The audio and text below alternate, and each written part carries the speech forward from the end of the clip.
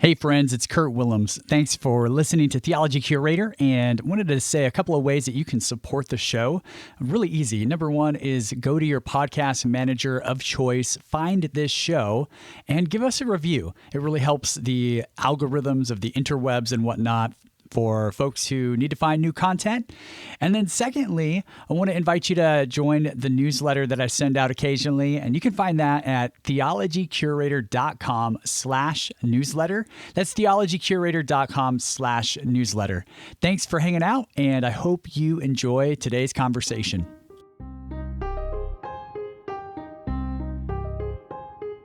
Welcome to Theology Curator, a podcast hosted by Kurt Willems and available online at theologycurator.com. Each episode looks at a theological, formational, or cultural theme. We might dig into the life and letters of a radical Jewish teacher named Paul, converse about a pressing contemporary issue, reflect on the nature of following Jesus today, or even attempt to remedy doom and gloom preaching with a good old-fashioned dose of hope. This show is an invitation to build bridges between the first century world of the earliest Christ followers into the 21st century reality we now inhabit. The Jesus we excavate from the rubble of tradition might just surprise us all.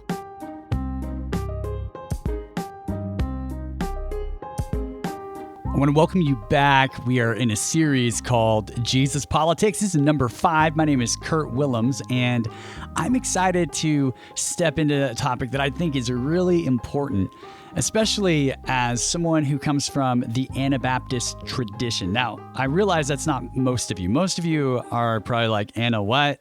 Anabaptist, rebaptized is kind of where that comes from another language. My point is, in our tradition, we have had this posture towards government where we've always held it at suspicion, right? Like we've always said government is power and power corrupts, and we need to be very careful when we get close to power because of the whole backstory of how Constantine and beyond really made Christianity and the state come together in ways that were often unhealthy.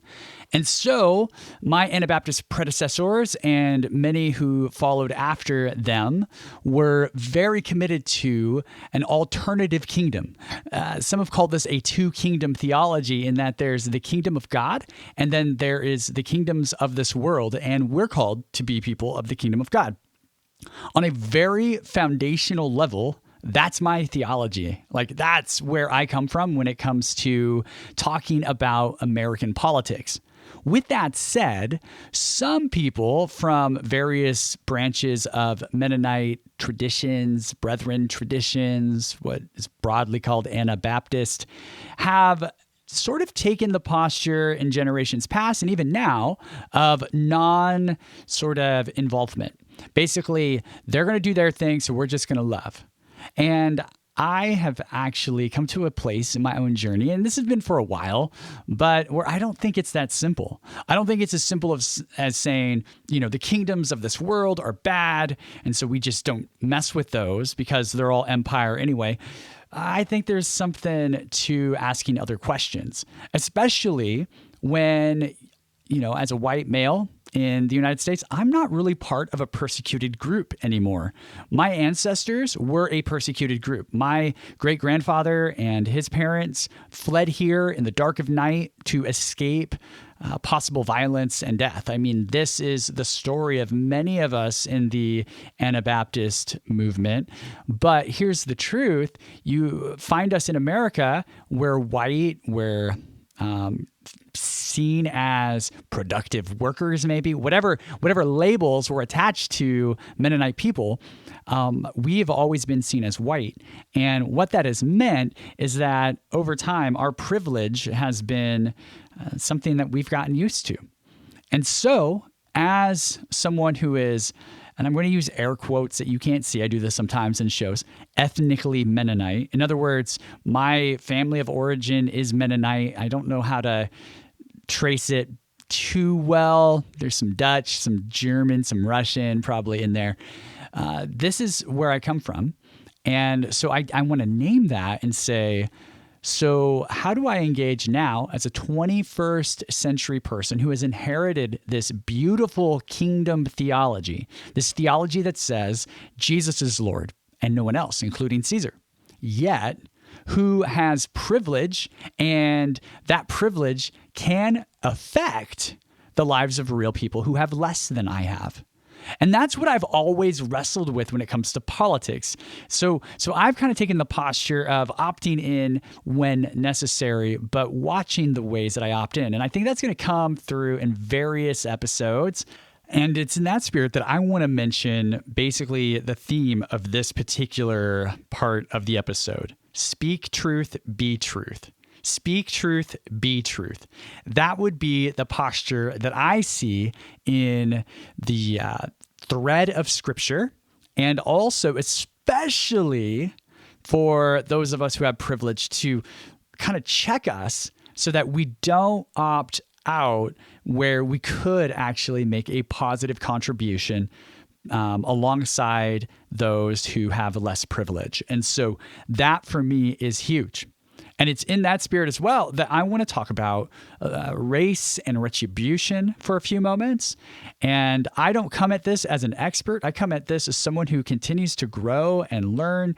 And I don't claim to get this all right.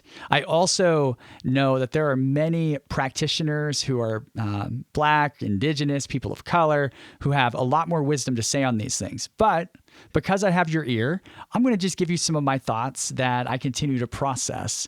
And I want to talk about this because I think when we talk about shalom, when we talk about the 4 relationships of shalom that we've been talking about, that God desires for everyone, relationship with God, others, creation, and the self, this sort of uninfringed dynamic for which humans are created. And then we think about sin, which I've talked about as being shalom disrupted, the disruption of shalom, as Cornelius Plantinga has put it, the culpable disturbance of shalom. So when I think of that dynamic, I really want to speak to the ways in which retribution disrupts shalom, and that's embedded in our criminal justice system in the United States. And also, I want to talk about race and inequity in general. Here's what I want to say about retribution. This is basically some info that comes from a great book. It's kind of a classic on restorative justice being the alternative approach to peacekeeping. By Howard Zehr. He has a book called Changing Lenses. And so this really comes straight out of that book. And here are 5 assumptions of the criminal justice system when it comes to retribution. Number 1, guilt must be fixed. Guilt must be fixed. So, in other words, there is a guilty party and it must be fixed on that party. And it leans into number 2 here, which is the guilty must get their just desserts. The guilty must get their just desserts. In other words, if they're guilty, there is a price to pay for that guilt, which is captured in a lot of ways by number 3, which just desserts require the infliction of pain. That there must be a painful element, and this doesn't have to be physical, although if we really want to be honest, there is a physical pain that comes in the death penalty, for instance, that is still legal in too many places in this country. There's pain emotionally of isolation. There's pain in some sense of the word.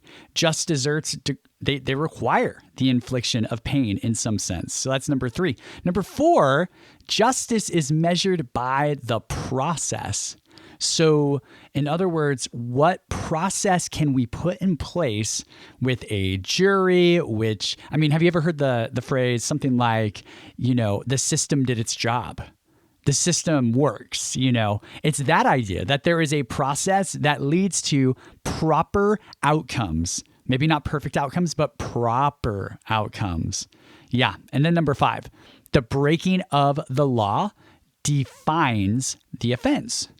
So if someone breaks a law, the offense is clear. Someone steals a car, they are a car thief. Someone breaks in and steals something else, they are another kind of thief, right? There's offenses that are defined by laws, and there's no room for real ambiguity or motivation or broader situations that may have led to said offense. I mean, those things are certainly considered in arguments and, in legal battles, I'm sure. But at the end of the day, everything is really about the letter of the law. And what we see in the scriptures is that mercy triumphs over judgment. What we see in the scriptures is that Jesus says, hey, you guys with rocks in your hand, guess what? You all have your own stuff. Don't you dare throw rocks at this woman. And Jesus then releases her into freedom, but says, go sin no more. So there's still a call to be restored to the kind of image bearer that we're called to be in that story, right? And so retribution is one way, but then if you look at the Jesus way of dealing with these sorts of crimes and things that don't fit the letter of the law, Jesus often leans more into restoration. Yes. I mean, that word is much more a Jesus word than retribution. And if we think about it, the sad reality is that the stats bear this out when it comes to race. It really does. I mean, there's a retribution system that sets people up that are Black, Indigenous, people of color, or just sociologically disadvantaged when it comes to financial resources, that really sets people up for a tilted system. So the retribution system then starts tilting towards certain people who have less privilege, and it's those people with less privilege that often feel the wrath of the system the most. It's fascinating. If you look at the statistics, Black people in this country, as of now, depending on what stats and what study you look at in the recent years, they're killed at a rate of 2.5 to 3 times that of white people. And you know what? It's very fascinating because that stat continues to hold up. And yet, some people, and I think for wise reasons, will bring up things like, but that's not the whole picture. And I want to say, okay, I want to be honest and feel that out a little bit. And so I have found, there's a lot of studies out there. There's really important, very technical studies out there. And there was an article that sort of grabbed some of those studies back in 2016 that I think is really helpful. And basically, here's what it said. Back in 2016, as of July the 10th, this is what it had to say, quote, as of July 10th, 1,502 people have been shot and killed by on-duty police officers since January 1st of 2015. Of them, 732 were white and 381 were Black. And the other 382 were of another or unknown race, end quote.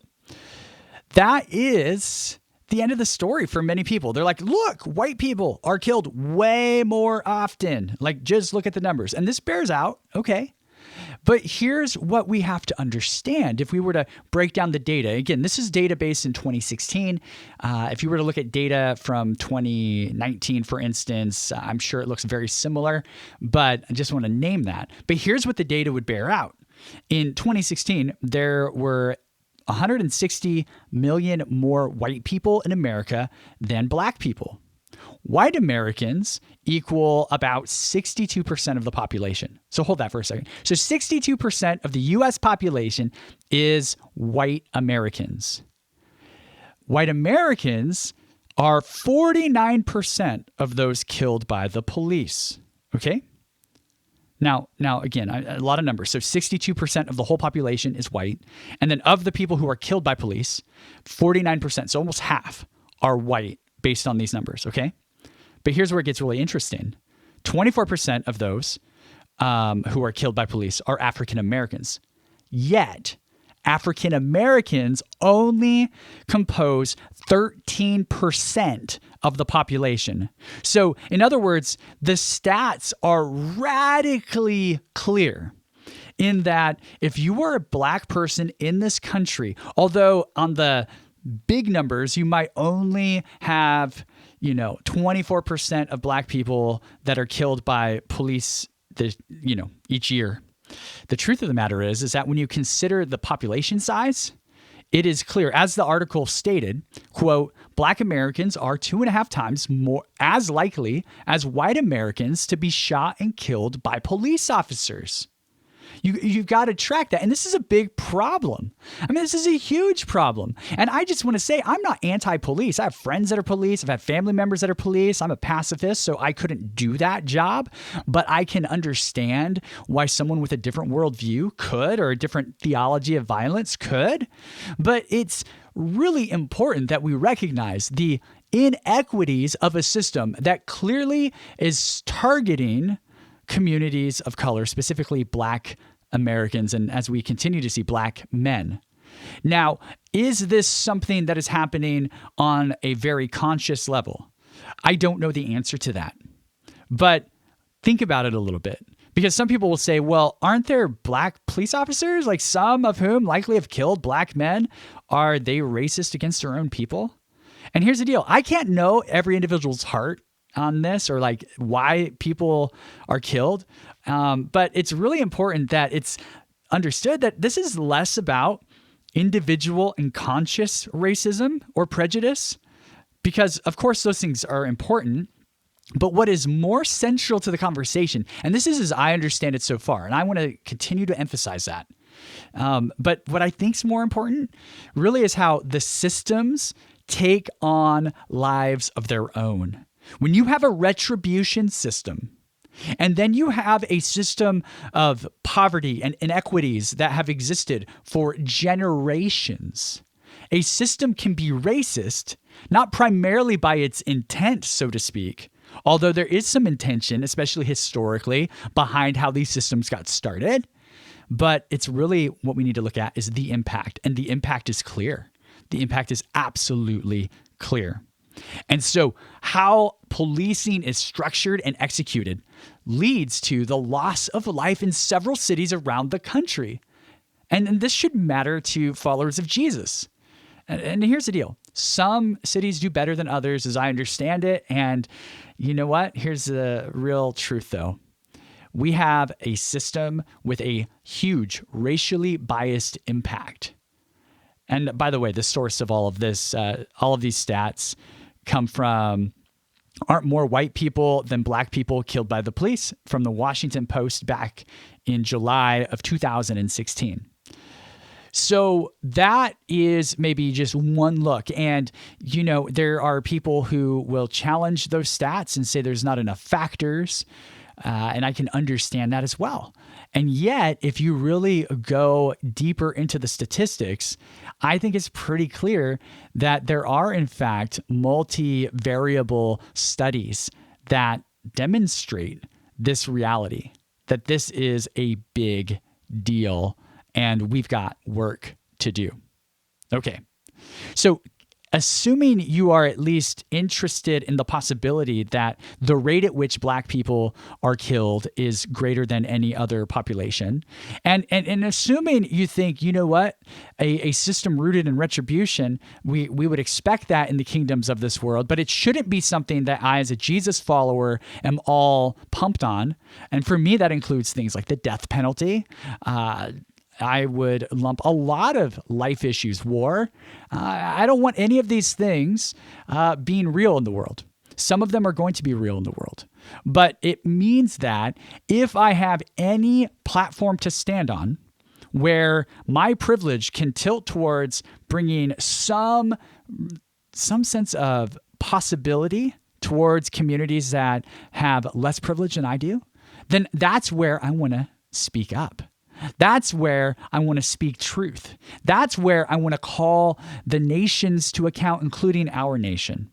And so that is maybe a start to a conversation that I believe really is going to take a couple of episodes to unpack. But the truth is that I haven't always been someone who was convinced that speaking truth and being truth were my vocation. And so you might find yourself in a different place politically. And I want you to know that I respect you as a human being. I have several friends that will disagree vehemently with this podcast episode. But here's where I really hope we can move. Can we have conversation where we actually hear each other?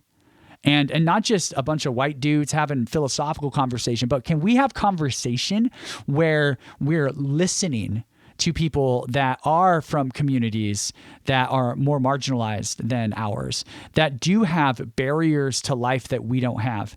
You know what? I had a lot of struggle growing up. I was on my mom was on welfare and took care of us that way. We were in Section 8 housing, and I was like the one white kid on my block for a season. You know, I know what it is to have some barriers in my life, socially and economically. But one barrier that has never been real for me in a systemic sense is the fact that I'm a white kid. In fact, I believe that being white opened me up to resources and possibilities, not because people saw the color of my skin and said, this kid deserves a chance, because that's not really how it works. But when you have a network of other white people who have more resources, structurally speaking, than communities of color often do in this country, then there are more opportunities that will flow your way if you are willing to be open to them. And I'm grateful to God for all of those opportunities. But had I not been white, it would have been a lot harder to move from the childhood I had to the place that I find myself in now. So I speak this not only as someone who is, random white middle-class guy who's never had a hard time. I had a terrible childhood in so many ways. And yet, I want to tell you that race was never part of that terrible childhood when it came to getting out of poverty and finding a life that isn't, a life of struggle like that. And so I want to stop there, because that was just sort of setting us up for the next conversation, where I want to break this down from scripture a little bit, why I've gotten to the point where I really do believe that even as someone who is highly suspicious of the systems and the governmental systems of this world, as someone who could never run the country. I could never be president. Why? Because I could never be the commander in chief. Why? Because I believe that violence is an antithesis to the kingdom of Jesus and the way of Jesus.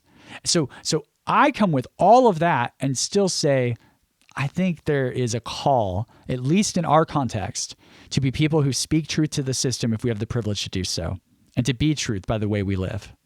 So let's get into that in the next episode. But for now, let's sit with the fact that we are in a very, very hard spot where the pain of multiple people groups, especially Black America, is real. And it's not just real out there. It's real in the church. It's real in your city. It's real for Christian pastors who are Black. This is not just some abstract exercise. And my prayer is that if you listen to no one else, that you will hear what I say and then go seek out some of those folks who are Black or people of color and ask them questions and listen. And you know what? Maybe learn. And especially those who are in leadership that have taken up a platform to teach. There's so many voices that I've had on this podcast that you can listen to, that you can lean into. There's resources. I think of recent interviews with Drew Hart. I had a recent conversation with Pastor and Professor Dennis Edwards, right? Two people in the academic setting with PhDs who are Black men who love the Lord, who have this fire for Jesus, and who are saying, hey, you've got to pay attention. You guys got to pay attention. Don't dismiss this. Don't dismiss this. And of course, the list is so much longer than those two names that immediately come to mind. All right, my friends. So let's continue the conversation. And in the next episode, we'll break it down a little bit more. What is it all about when we talk about speaking truth and being truth in light of a system of retribution and racial inequity? All right, my friends, we are here on the tail end of this episode to have further dialogue. And this is an episode I feel a little funny about just because clearly, Tony, you and I are two white dudes who are having this conversation. Hopefully, though, folks will know that I've had several conversations with either well-known allies that are Christian and white trying to do good work alongside and under the leadership of people of color, and also several folks that are, part of the marginalized among us when it comes to race. And so those episodes are definitely available because I think hearing from folks in those situations, that it's really important. But today we're looking at a lot of the data and the stories and collected sort of like experience of some of this stuff. And so Tony, toss us into the mix. Where are we going? I want to ask, you talked about retributive justice versus restorative justice. This might seem like a kind of an obvious one, but how is inequality a byproduct of retributive justice? Yeah. So, I am not an expert on these things. And so I can give you my impressions. And then, of course, I would point you towards other people's really good work in these areas. Rethinking Incarceration is a book that was published like a year or two ago from IVP that I think is a great resource on these things, as well as so many others. And so I would say that there's a connection in that the system has been set up to catch people doing things and then to hit them as hard as possible with the assumption that maybe that'll make it not happen again. I mean, it's really interesting to me that crime is really, really treated as though, it was only because you're a bad person and you do not have the ability to do the right thing. When in fact, crime can be nuanced, because again, it goes back to what we've talked about before, the system versus the individual. And I want to start asking questions about, okay, so what shaped this particular individual, often a person of color? I mean, that's a big connection point, that the system is rigged against people of color in all kinds of really sad ways when you look at some of the stats we shared in this episode and so many others. And when you look at one of the, an imaginary offender, let's say it that way, who has done something wrong, what I think as Jesus people we need to do is ask questions like, okay, how was this person raised? What was the condition of this person's daily upbringing? How did those things shape their imagination for what it means to survive and possibly thrive in the world? And those forces should be equally at fault, not just this individual person. And sadly, we will punish the person but not rethink the systems that got that person to where they are. And we just assume, everyone has a chance to be a great person. They just have to decide to be.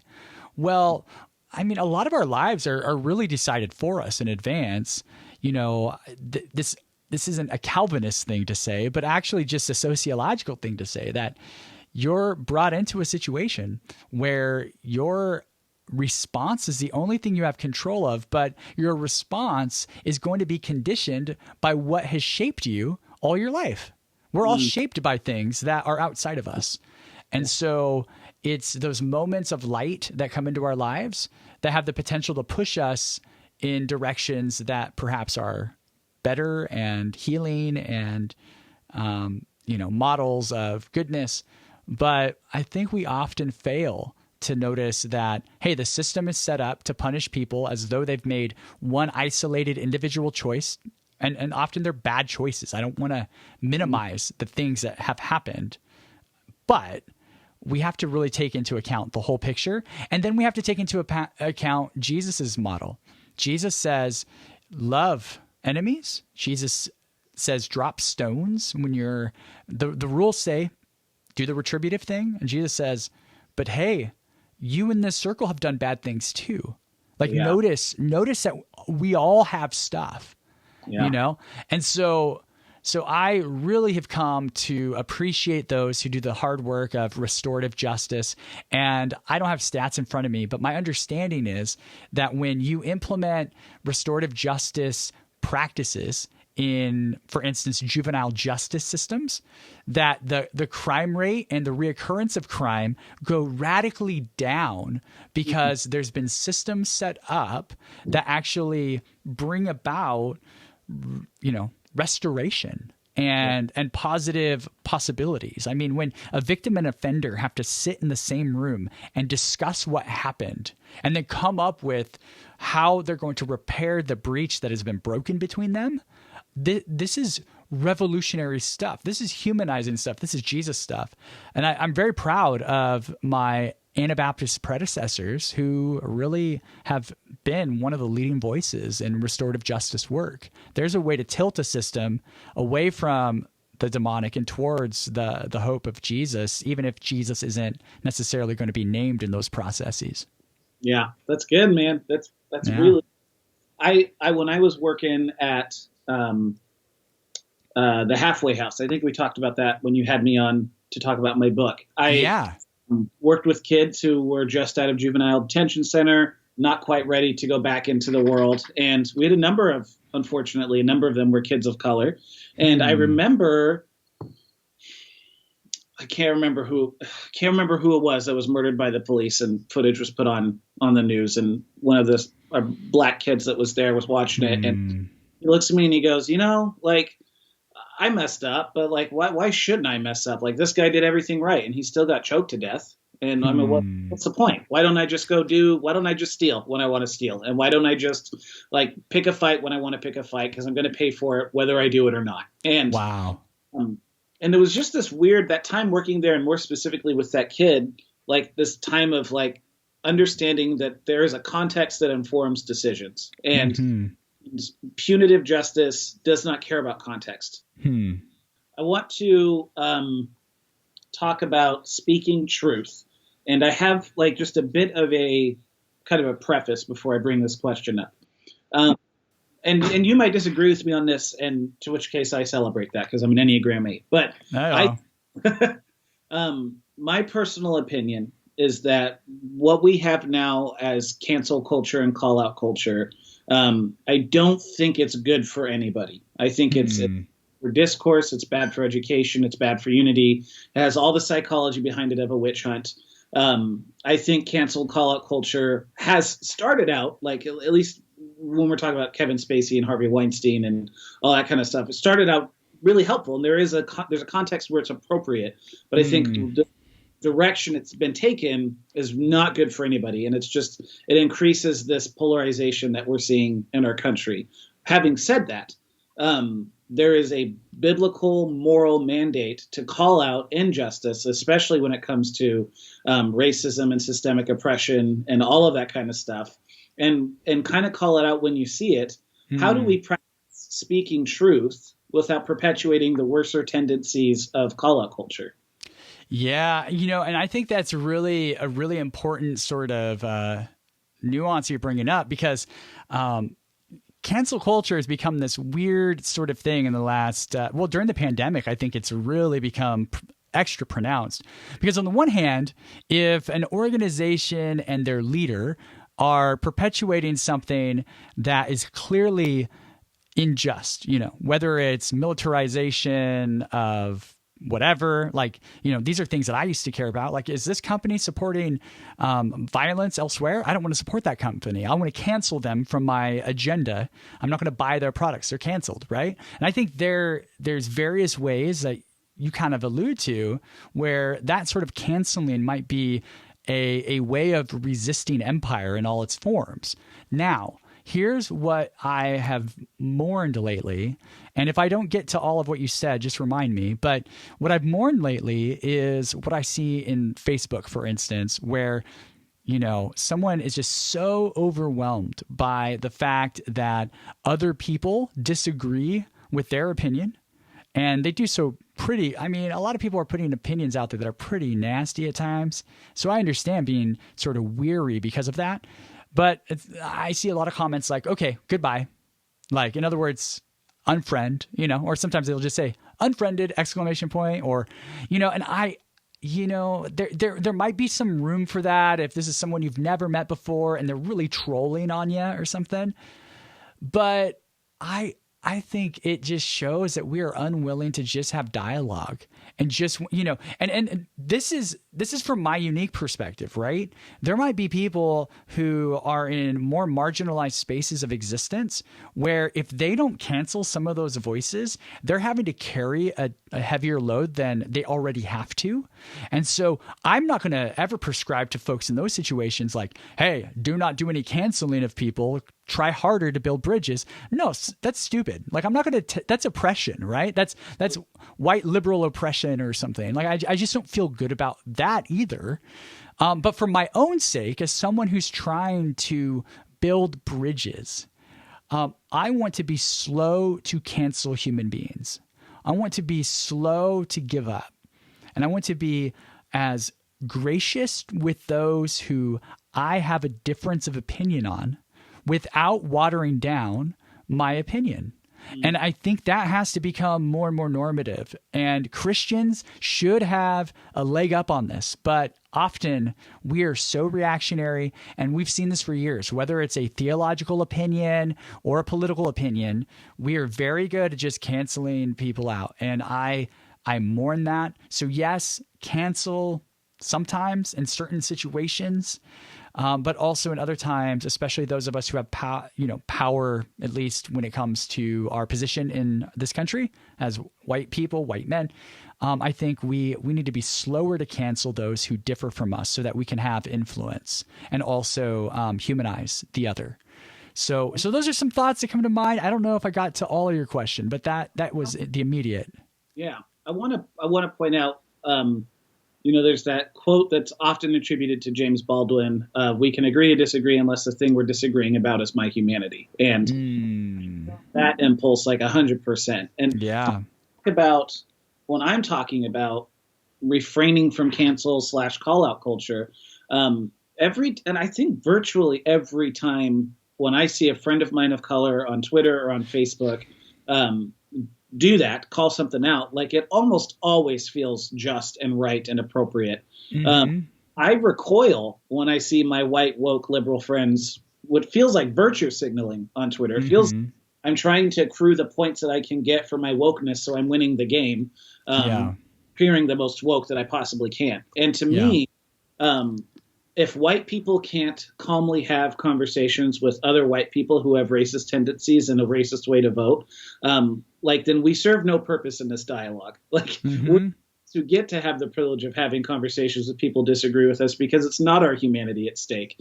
And we're not the ones who are like hanging in the balance. And so white people, usually white liberals, like shutting people down. I'm not going to have this conversation. This conversation's traumatic to me, especially about racial issues. It makes my skin crawl because I mean, you care. It seems, I don't know their heart. Only the Lord knows their heart. But it seems that they care most about like maintaining an image for the internet as opposed to actually doing the work of equity and justice.